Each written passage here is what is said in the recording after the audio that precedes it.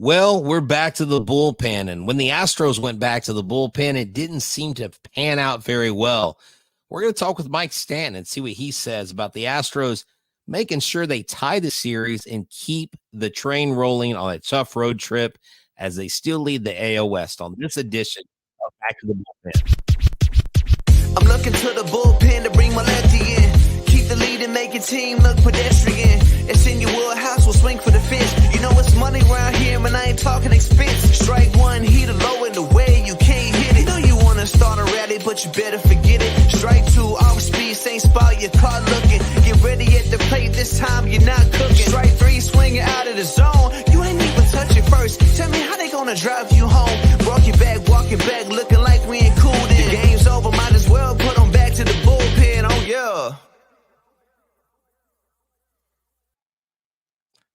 That's right, everybody. We're back to the bullpen. I'm H-Town Wheelhouse, and he is Mike Stanton, the 19-year Major League veteran that played for, we'll talk about it later, because you guys have a chance.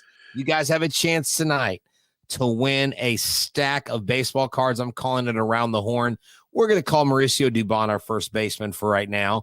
We've got a Craig Biggio at second base. We've got Hunter Brown, rookie pitcher.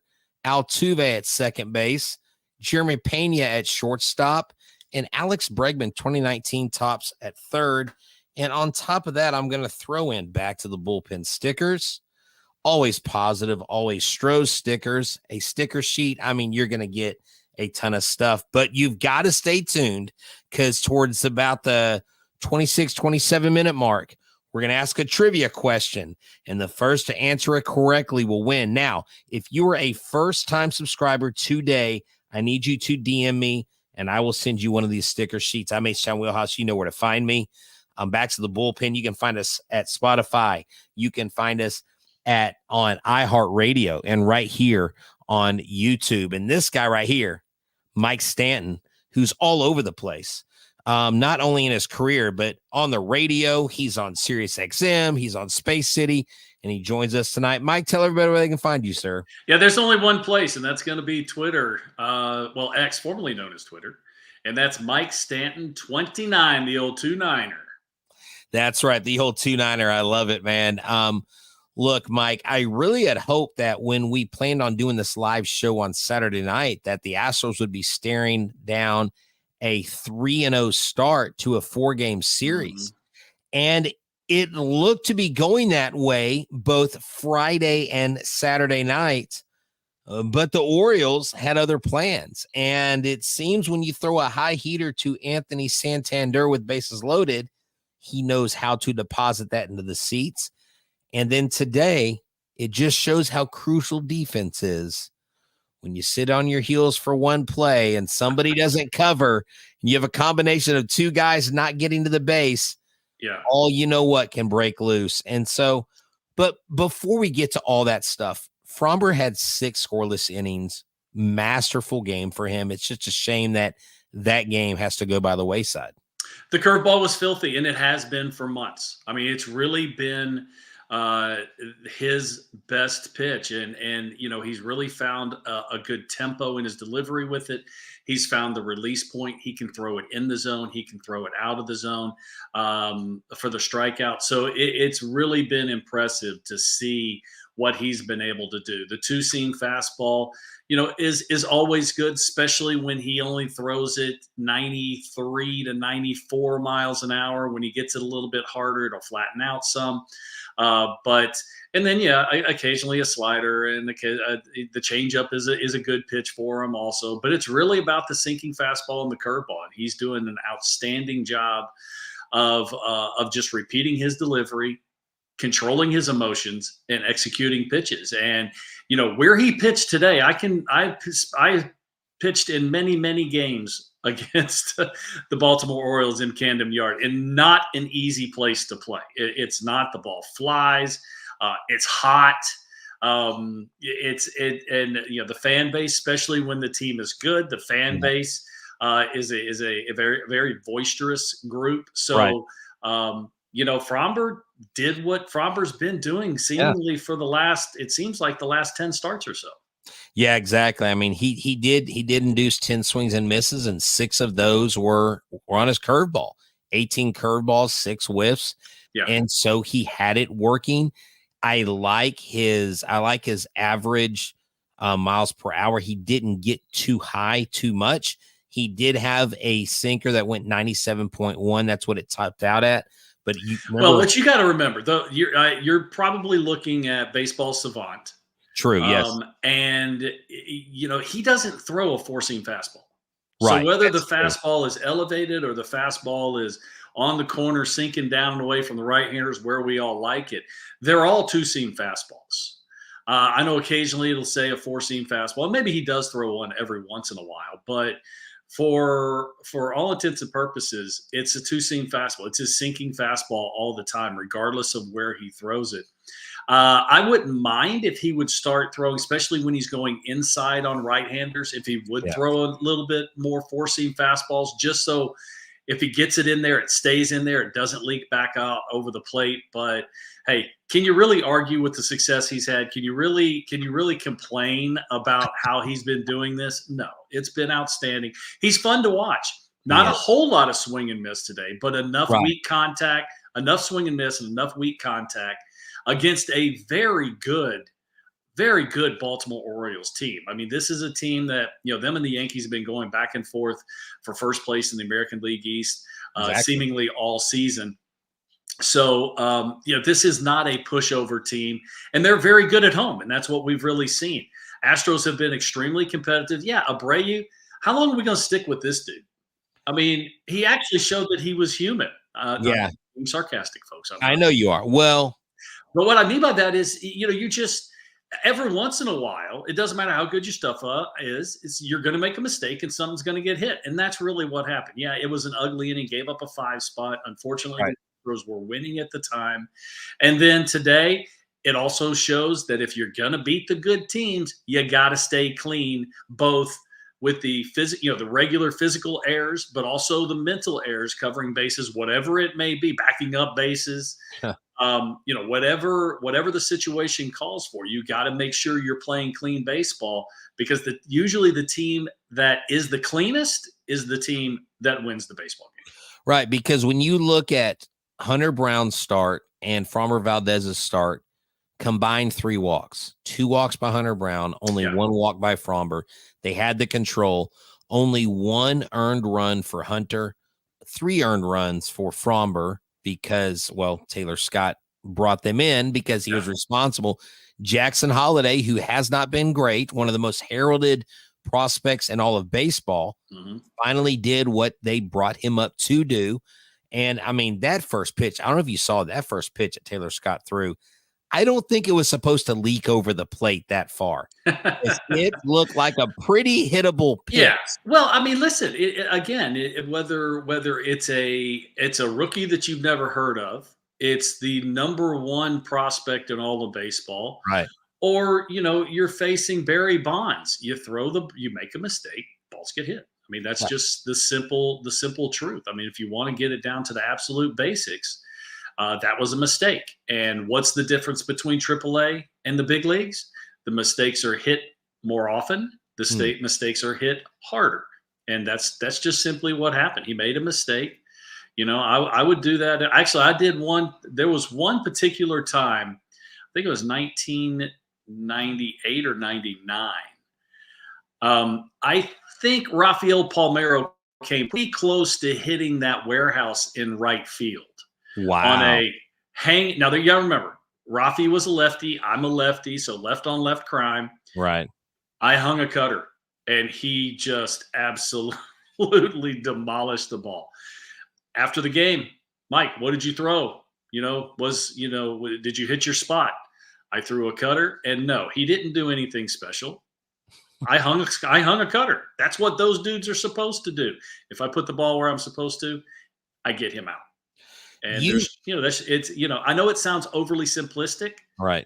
But it's just easier to accept than say, okay, I made a dirty, nasty pitch right on the corner and hit for a home run. It doesn't usually happen. It's funny. If I could go back in time and see you before that game and just go, don't do what Brett does on the show, you'd be like, what are you talking about? Don't tee it up like he does.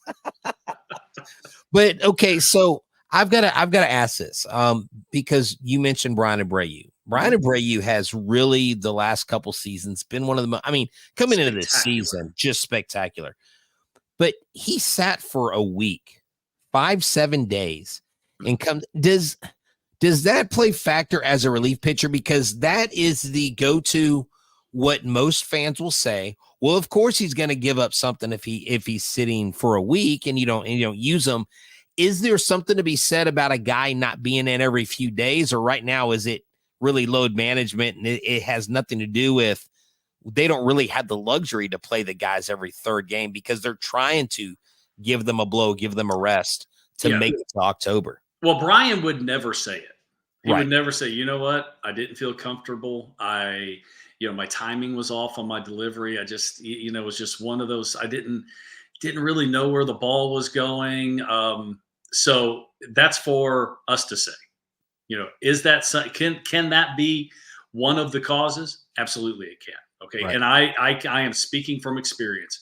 I was not a guy that could go and sit for, 5 or 6 days and then, go in the game and perform like it was no big deal. I was not one of those dudes. I only played with one, and that was Mariano. Mariano could sit for 2 weeks and then go out there and just paint the corners and be Mo. But that's why he's the best to ever play the game in the closer's role. So, I think that is definitely something to be said.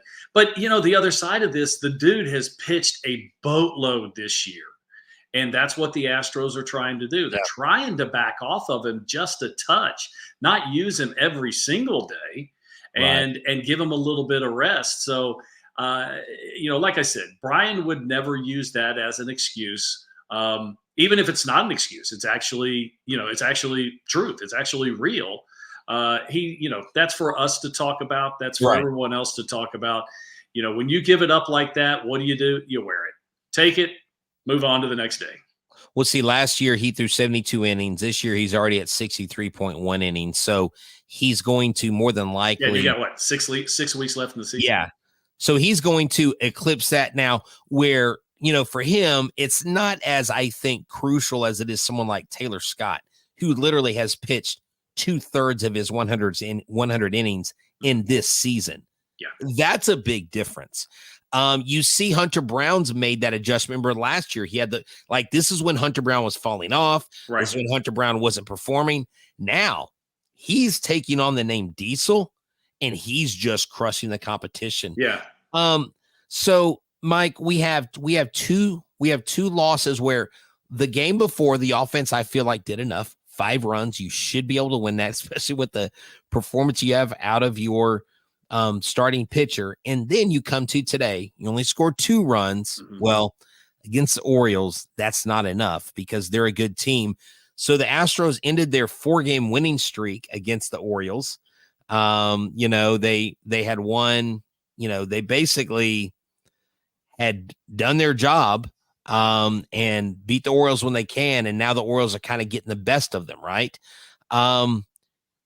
What do you have to say about, is this offense? Is it just, they've just got to show up tomorrow, put it behind them? I really thought today Altuve set the tone. It's like, okay, because the last time they faced this guy, not only did Altuve hit a leadoff home run of Suarez, but I believe Diaz was 3 for 3 with 2 RBI, and they had 1 or 2 other multi-hit games. I was like, okay, it's gonna be one of those games for the Astros, and it wasn't. Yeah. What do you have to say about the offense? Well, I listen. We talk about this every once in a while. You got to tip your cap to the pitcher. You got to do stuff like that. Albert Suarez has been very good this year. This dude's got an ERA in the very low 3s.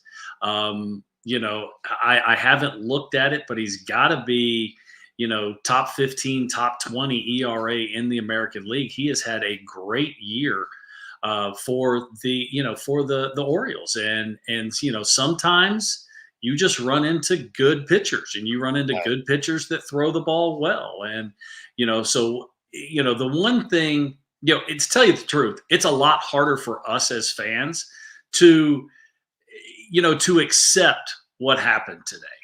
Right. It's a lot harder for us than it is for the players.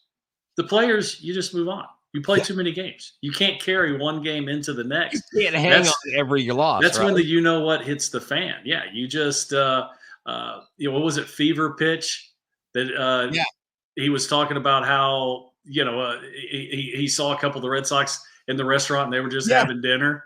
After a big he goes heartbreaking loss. I believe it was Jason Varitek and Johnny Damon. He was like, how can they laugh? They just lost the game. They're just having dinner. How can they ever eat in a situation like this?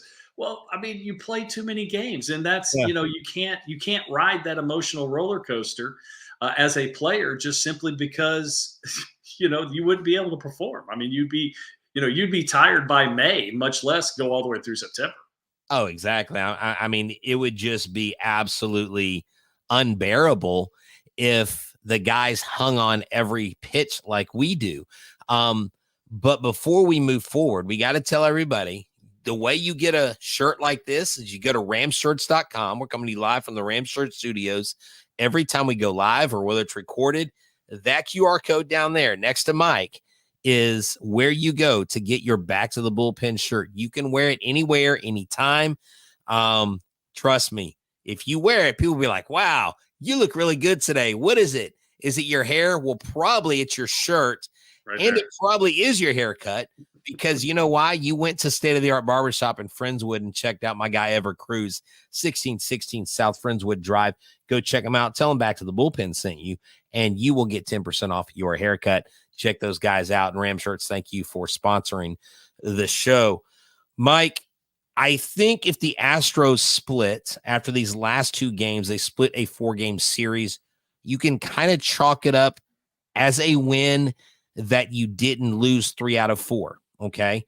And I want to talk about a connection this has, I think, with the Mariners and how I think the Mariners might turn things up a little bit. I'll talk about that towards the end of the show. But what can the Astros do to keep the ship steady? What do they do in the clubhouse besides, okay, that's one game, we got to move on. Mm-hmm.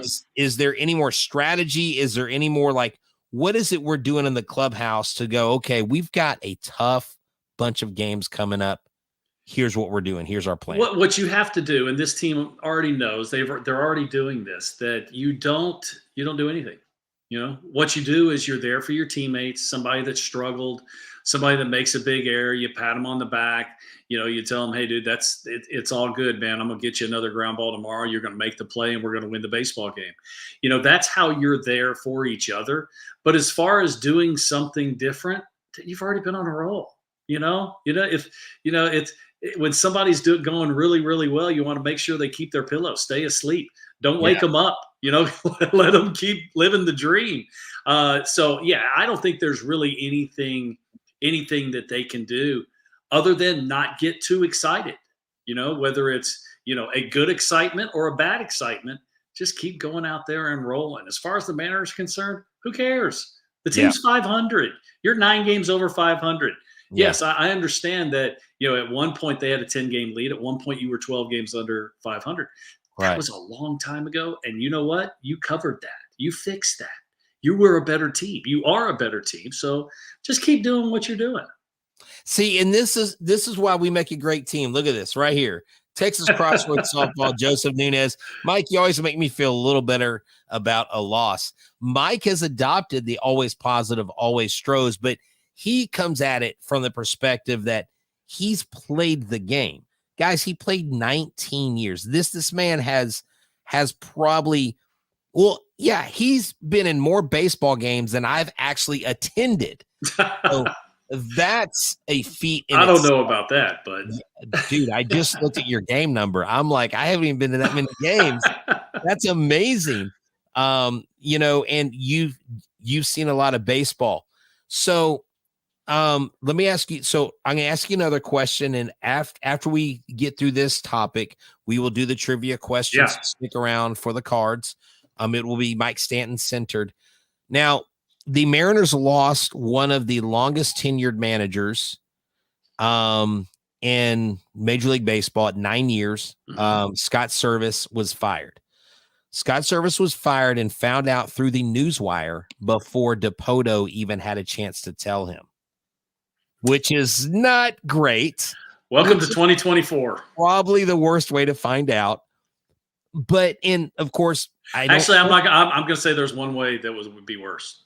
Is if his wife actually called him and said, "Hey, dude, did you know you were fired?" That would probably be. Oh, that's true.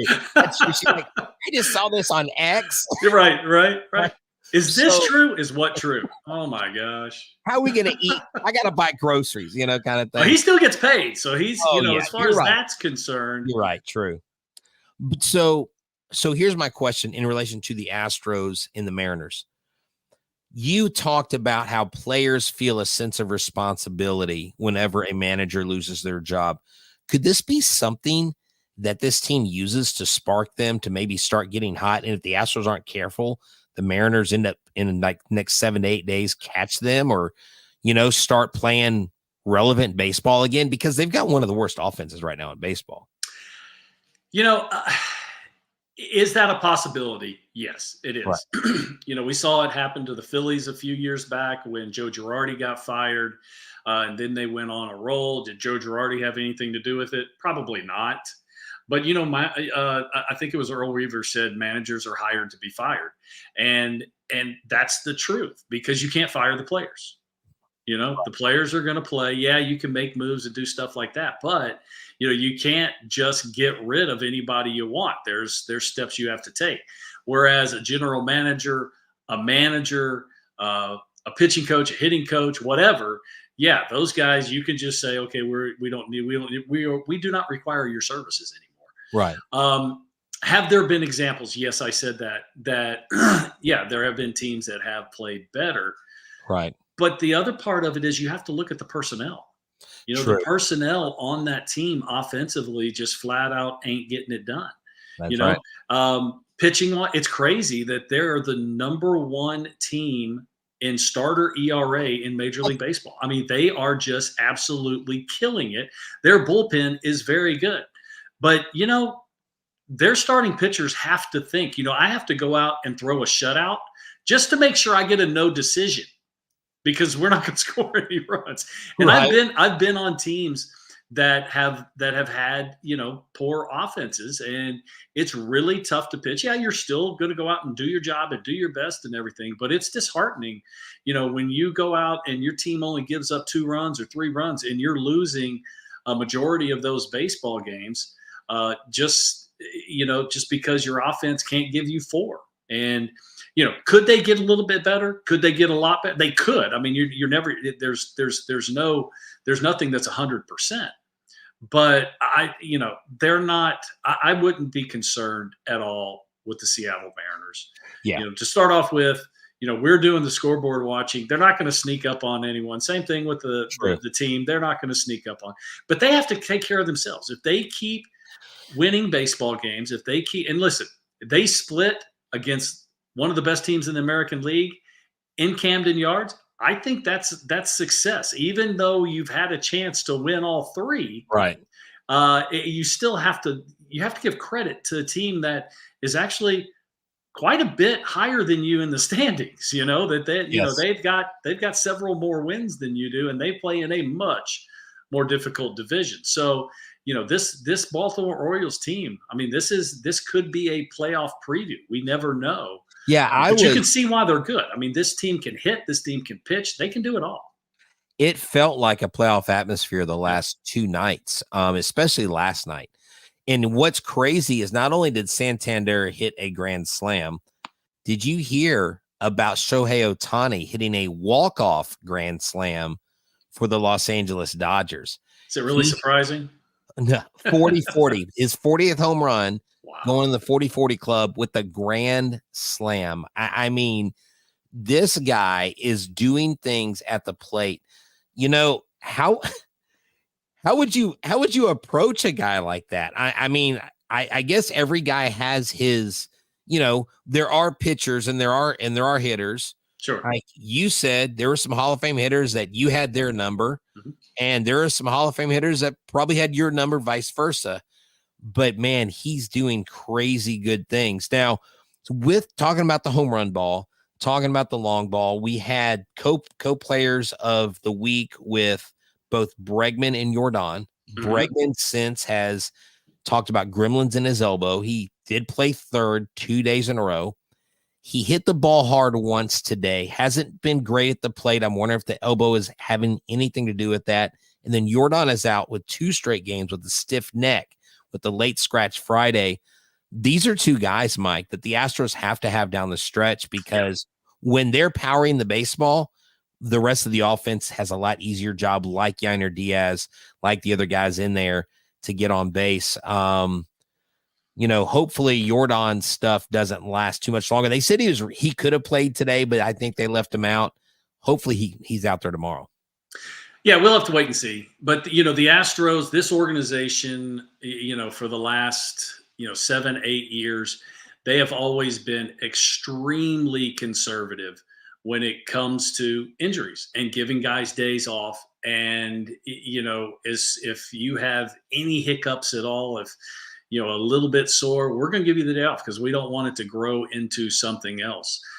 So hopefully Jordan, it is just, a day or two and he can get back in there. So we'll have to just wait and see. But this organization has always been that way, at least the last decade of just making sure that their guys are healthy and rested when they are on the field. Definitely. And tomorrow we got Yusei Kikuchi going. They are 4-0, knock on wood, with him starting. He does have 2 of those wins.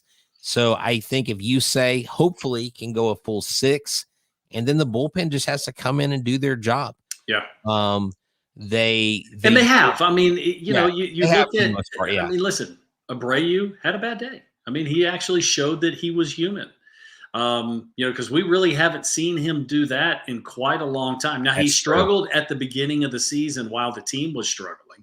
But, you want to talk about an ERA killer. You give up 5 runs in 1 inning, man. It takes a month and a half to get it back. The only thing he had going for him was the ERA was so low to start off with. So it didn't jump up into the 4s and 5s. But, it was a bad day. Is it going to affect him? I don't think so. I mean, he's enough of a veteran now that he can put that behind him and move on and chalk it up to just bad location. Yeah, I saw his comments after the game, and he was just like, "Look, I'm upset that I gave it up," but he goes, "It wasn't a bad pitch." He goes, "I still don't know how he got on top of that." And Jose Altuve said the same thing. He goes, "I don't know." He goes, "That ball was really up there," and he goes, "He had to get on top of that ball." And well, it's not the first time we've seen Santander hit balls up there. I mean, of all people, Altuve is really going to say it. I mean, come on. Right. Altuve hits the balls chest high all the time. Altuve hits him over his head. What are you talking about? Chest high for me, over his head, But he, watching this game and watching these guys when they give up these things, at what point, from a pitcher's perspective, do you know that ball's just going to get rocked? Do you know it when you release it? Or do you know what I'm saying? Like sometimes, okay. Yeah, there are some times you release the ball, and as soon as you release it, but there's other times that like Abreu said. I mean, that pitch, it probably wasn't as high as Abreu thinks it is. I'm sure he's looked at it now, but hey, those dudes get paid a lot of money to hit pitches, and they're not all just belt high down the middle pitches. Sometimes a little bit better pitch gets hit, but is it the right pitch in the situation? I mean, there's a lot that goes into pitch selection and pitch location. And listen, every once in a while, and I can honestly say in all of my career, I never gave credit to the hitter. The hitter was always lucky. But every once in a while, a pitch that isn't necessarily a bad pitch, gets hit hard. You have to tip your cap. And even Will Harris. No, never did that either. No. I expected to get every hitter out in every situation. And if I didn't, I was pissed. Well, I mean, Will Harris told me, because I talked to him about this, about the 2019 World Series. He goes, I would throw that pitch again. He goes, it wasn't a bad pitch. He goes, and you got to tip your cap. it was for all intents and purposes, it was a lucky hit, but it was a damn good hit. Yeah. And you just, and of course I'm screaming at the TV. I would rather walk him and get one run up than give up a freaking. Yeah, you say that until he actually walks him, and now you're screaming at the TV. I know. Hey, that is the luxury of being a fan. That's true. That's true. All right, so Mike, we want to give away this group of Astros cards and these stickers. So I'm going to ask everybody that is watching live in the chat. I can see a couple comments on Instagram, but you're going to need to be on YouTube for this. So if you're on X, you got to run to YouTube right now. Make sure you're subscribed. So I need y'all to tell me, we're going to go with how many different teams did Mike Stanton play for? Okay. You have to tell me how many different teams he played for and who they were. Each team and who they were. So just to let people out there know how this really came about, this knucklehead sitting here on the camera with me said I was with 3. I'm just going to tell you, it's much more than 3. He goes, you played for 3 teams, right? Go, dude, you better get on Baseball Reference. Mike, that's not in our contract. You didn't. No, it's in the contract. I have to throw you under the bus every chance I get. Yes, it's in the contract. Dang it. Oh, I think our boys at Ram Shirt, they're the ones that put that in there. Oh, man. So, guys, put it in the chat. You got to type it in.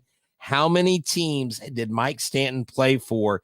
And Susan, you can name them. Guys, I'm allowing you to use your resources like I tell my students. Use your resources. We got, look. Use that supercomputer that's sitting right in front of you. You got a phone right there. Come on, this is easy. This is easy. So Mike knows the number and he knows the teams. You got it. Come on, this is a hope. I would hope I know. This is a stack of cards right here. Yeah, obviously I didn't know. But what do y'all think? We got Susan with one guess, but she said she can't name them. Let's go Stokey Beats. Come on, let's go Chris Reyes. What do you think? How many of course, I think they're looking it up right now. It's probably what they're doing. Someone goes, what is Mike doing with an Android? I guess I'm on the other side. I am on. Yes, he is. And he told me before, he goes, I have an Android. So that's right. Don't expect any iMessage from me. Okay. No. Stokey, it's definitely more than one team. Come on, guys. Y'all got to do better than that. Aaron Singletary, I'll let you jump in, sir, from Instagram. Tell us how many different teams Mike Stanton played for. If we can't get any biters on this, then I'm going to ask them one more question. Should we? I don't know, man. I don't want to lower my standards. This is a stack of cards, y'all. A stack of cards, some stickers that you can't get anywhere else. Let's go. Wait, what was the question? Okay, Chris, you got to listen. I feel like I'm in 7th grade Texas history. I'll ask. Go ahead. How many organizations did I play for? There you go. Okay. And then the second part is you got to name them. There you go. So how many organizations, how many baseball teams did Mike Stanton? And don't try and go by memory because there's a couple that you'll miss. Okay, Chris Reyes has a guess. Can you see his guess? I cannot. Okay, this is Chris's guess. Oh, here it is. 8. That is correct. 8 different organizations. Now, Chris. Of those eight, I also played with 3 of them twice. They say in baseball reunions don't usually work. Well, I had 3 organizations try reunions. Okay. Oh, I see. Oh, look at this. Look at this. 2 of them worked. Okay, look at this. Now, I don't know what this is. I think TOT is total from the Atlanta, Boston. I think that's total. Texas, Mets, Yankees, Nationals, Giants, Reds. 1, 2, 3, 4, 5, 6, 7, 8. We got a winner. We have a winner. Stokey Beats. Now that TOT, I think you copy and pasted that from from Baseball Reference. Chris, let's see. Did Chris get it? Yep. Yankees. Okay, you know what? Chris and Stokey, you're going to be winners. So look, Stokey, since you said it first, I'm going to give you these. But because Chris, you had the 8 teams and you came through and named them, I think you were typing it as we put that up. I'm going to also grab you cards from these same players, and I'll get you the same packets. You know what? All right. I was about to yell at you because I thought you were going to short Chris. No, I was not going to short. No, I would. I got your back, Chris. That ain't happening. Hey, man, come on. I put your name first on this shirt. I put your name first. Oh, my God. Yeah, man, you got it. So this is what y'all need to do, guys. Stokey Beats, because I don't know your name. I don't know your address. I need you to, I'm going to put here, and I don't care for the world to see because I get spam emails as it is. Email me here. Okay. I don't have a business email, so don't send me any flyers, or please don't forward any jokes to me. My dad forwards me enough. He still forwards like it's 1995. I'm like, Dad, I don't read those. It's like the question is, does he still have dial-up? I don't know. I just know that it's always a joke. Like at first I think it's a news story and it's a joke that's like 8 paragraphs long, and I always get a text. Wasn't that hilarious? I'm like, yeah, Dad, that was so funny. You're like, Dad, I'm in class. I can't read this right now. I can't say that out loud. But seriously, email me, Chris and Stokey Beats. Email me. Both you guys won tonight. And look, you're all winners because we are climbing up the charts. We have 223 of y'all listening. We've got several of y'all listening on Instagram. We got people on Facebook, people all over the interwebs. This is great stuff. And this is why we like to do live shows, right, Mike? That's right. Well, what needs to happen is you guys need to tell everyone. Yeah, we're up to 225 now. We need to add like 2 zeros on that. So we need everybody to come and listen because, yeah, we really dig doing the live shows. We love the interaction with you guys. And, hey, this is fun. Man, Mike wants 22,500. Right. Dang, man. To the moon. Hey, Joe Ronan out. Back to the bullpen in. There you go. There you go. Hey, real quick before we go, though, we haven't said anything about this. Defensive errors. That'll kill a good pitching performance any day of the week. Well, listen, this team has been so good defensively over the years, and for the most part, they have been this year also. But when you're playing these good teams, we mentioned this earlier in the show, that you have to stay fundamentally correct. You have to make the plays you're supposed to make, and maybe even make a couple plays you're not supposed to make. But you also have to make not just the keep from the physical errors, but you also have to keep from the mental errors. Right. Because when you're playing a playoff caliber team and you have 2 teams like that playing in this series, you make errors, you're probably going to lose. That's just the way it is because you can't give good teams extra outs. Right. Yeah, you can't. I mean, that play by Singleton where he was back, he didn't, he let the ball travel to him. I think he thought he had more time. And then Fromber didn't cover because I think he thought he was going to charge. That's something that, I guess sometimes it's tough as a pitcher to not get mad at your fielders, but getting mad at your fielders doesn't help you on the mound. So especially if you don't cover. I mean, I had a loss in St. Louis when I was with Atlanta that I didn't sleep because I was late. Now, left-handed pitchers, a lot of times Fromber's this way. He's a little better than I was. I was always, because I fell off hard to the third base side of the rubber, towards the third base line.